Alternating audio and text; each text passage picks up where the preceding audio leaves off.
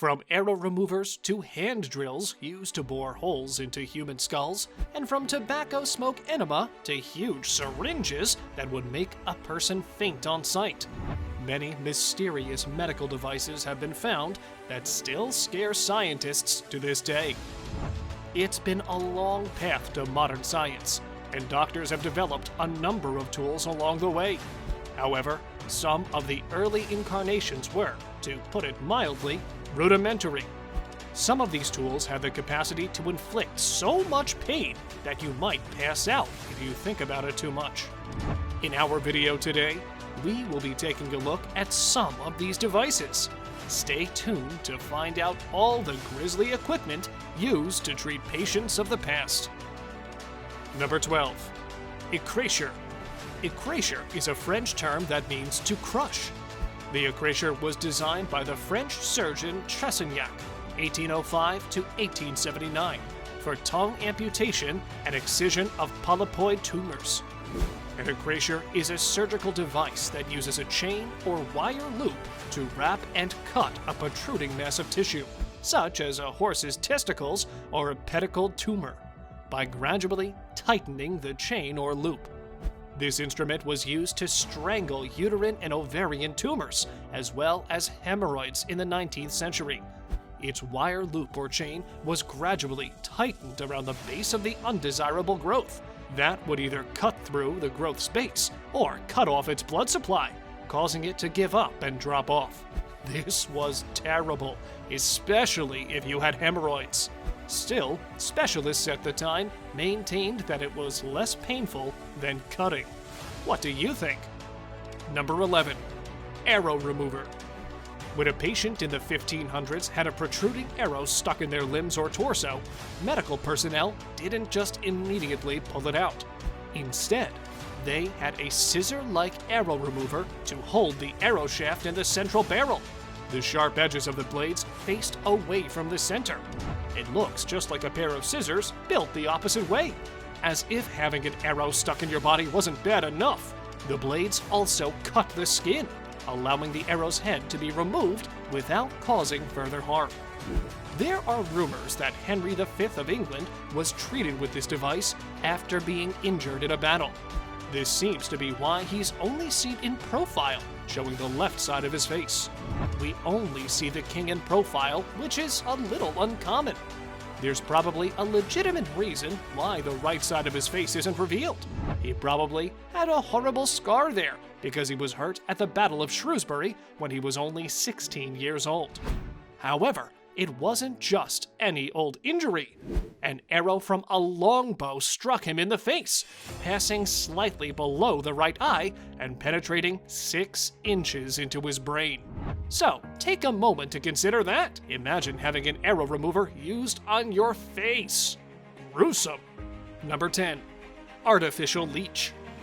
During the 1800s, surgeons utilized leeches for bloodletting to treat various illnesses, including fevers and inflammatory diseases. In 1840, a French surgeon named Baron Charles Louis Hertelou created the artificial leech.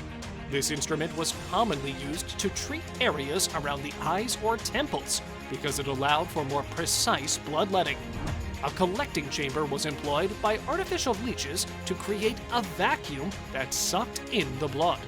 It punctured the veins before using a pump to extract blood in precise amounts. Surgeons used real leeches because arteries are simpler to reconstruct than veins, which are more delicate. This means that a reattached finger may frequently expand with blood, which will congeal, clot, and prevent the finger from grafting properly. The leeches feed after injecting a small amount of saliva containing their own anticoagulant, Hirudin. Although the procedure is normally painless, the prospect of handling the slimy critters is sometimes psychologically repulsive to both patients and pharmacists. This led to the invention of the artificial leech, which looks like something you wouldn't want piercing you anytime soon. Number 9. Tree fines. Tree fines were hand drills used to cut circular holes in patients' skulls in an attempt to treat epileptic seizures and skull fractures. They were first employed in pre-modern Europe in the early 1600s. They were also employed to cure minor ailments such as mental disease. Yeah, really. The initial hole was made by a metal pin mounted in the tool's center. The doctor might then spin the trephine till it bore a hole once that was set. Surprisingly, patients were not sedated during the surgery. A drilled hole in the head is the last thing anyone wants, but a trephine appears to be the ideal Halloween-themed medical gadget, giving everyone the chills. A bone sample taken using a bone marrow trephine is often examined under a microscope in a hospital's histopathology department.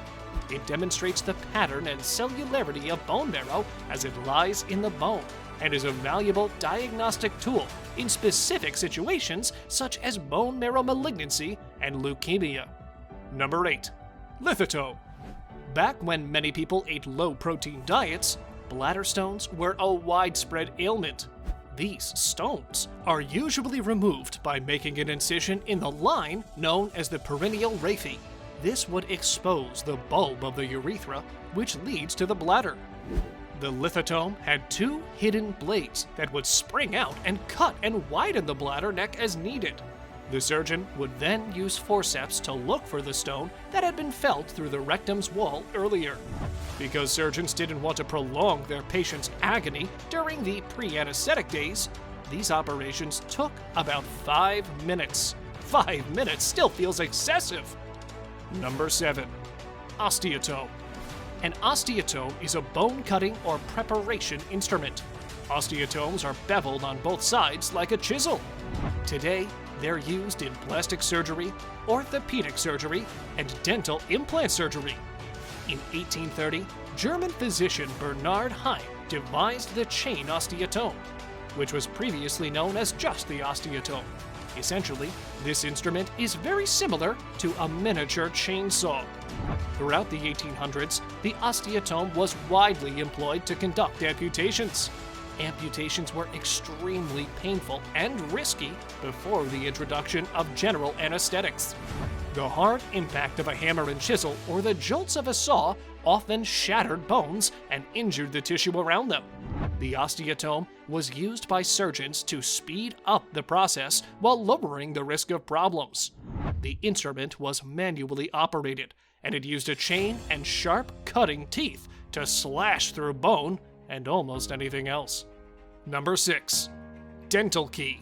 Dentistry was not particularly advanced in the late 1700s. When a tooth needed to be extracted, the most common method was to use a dental key. How did it turn out? The key's claw would be placed over the tooth, and the bolster, the component attached to the rod and handle, would be positioned along the root of the tooth, exactly as it sounds. The dentist would then twist and spin like a key until the tooth, root and all, was extracted, very painfully. According to a 2005 industry review, the dental key was responsible for more accidents and injuries prior to 1900 than all other tooth extraction instruments combined. The dental key is the ideal surgical tool for a demented dentist, and it should be a must-have for any Halloween costume a dentist tries out. Number 5. Tobacco smoke enema. While this equipment is not a standard surgical device in the traditional sense, it does reflect the state of medical practice from the mid-1700s to the early 1800s.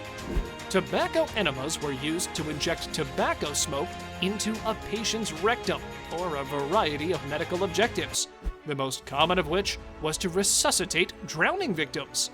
In the anus, a rectal tube was implanted and attached to a fumigator and bellows system that drove smoke into the rectum. The warm smoke was also thought to help with breathing. Thank goodness for the advances in medicine, medical treatment, and especially medical technologies that have been made throughout the years. We can only imagine how terrifying medical operations must have been in the not-too-distant past, as frightening as they may be now. Number 4. Tonsil Guillotine. These devices, similar to the guillotines used during the French Revolution, was employed to execute the common tonsillectomy in the mid-1800s. It was rather straightforward to use them. Simply place the tonsils inside the ring and pull the spring-loaded ring. However, after too many individuals died as a result of the guillotine procedure, doctors gradually stopped using it. In our estimation, a standard guillotine will be more than enough to kill someone if that was the doctor's plan. Fortunately, today's version of the procedure involves anesthetizing a patient before cauterizing, burning the base of the tonsils with electricity. Tonsillectomy is a minor procedure now. Just think that if you had tonsillitis, you might die trying to treat it. Number 3. Syringe. Although syringes are still used today, this one was unique. It was much larger than the hypodermics we use today, with its long, thin tube and pump. It was used to inject mercury as a therapy for syphilis in the 1500s, which was commonly contracted by amorous sailors on the high seas. The good news is that you weren't stabbed with such a large syringe. Unfortunately, the injection went straight into the penis through its natural entrance because it was a urethral syringe. Worse, the mercury typically killed people before the syphilis problems did. Today, thankfully, we have better methods of treating syphilis, and you don't have to die in the process. Number 2. Hernia Tool. Doctors in the 1850s developed a tool designed for hernias, recognizing that the human body could frequently patch things up better than they could. Doctors would implant the hernia tool into the region after repairing the rupture in the muscle or tissue. This would be left in place for roughly a week while scar tissue grew to help seal your corrected hernia.